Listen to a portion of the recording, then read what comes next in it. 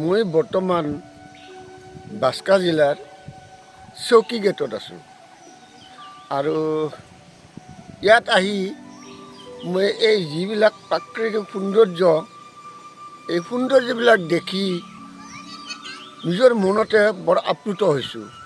উপলব্ধি কৰিলোঁ আমি। কাৰণ ইয়াৰ চৌপাশত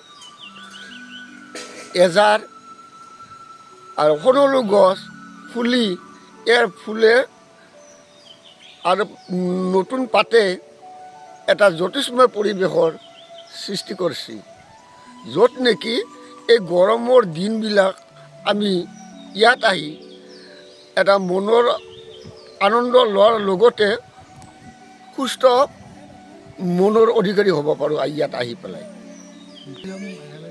আমি দূৰ দূৰণিৰ যাই যিবিলাক নান্দনিক দৃশ্য দেখা পাইছোঁ তাত কৰি আমাৰ ইয়াতে মই অতি ভাল বুলি মই নিজৰ মনেদি ক'ব খোজোঁ।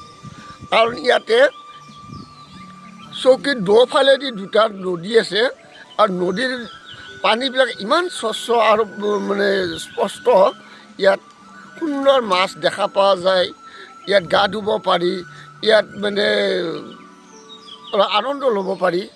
গতিকে ইয়াত আহি পেলাই যিটো প্ৰাকৃতিক সৌন্দৰ্যৰ লগতে ঠাইবিলাক অতি পৰিষ্কাৰ পৰিচ্ছন্নতা দেখি আৰু শৌচালয় প্ৰস্ৰাৱগাৰ ইত্যাদিৰ ব্যৱস্থা সুন্দৰ ব্যৱস্থা আছে। গতিকে সেইকাৰণে মই এই দৰ্শনাৰ্থীসকলৰ সম্বন্ধে মই ক'ব খোজোঁ যে দূৰ দূৰণিৰ য'ত কৰি ইয়াত আহি এবাৰ চাই যাওক।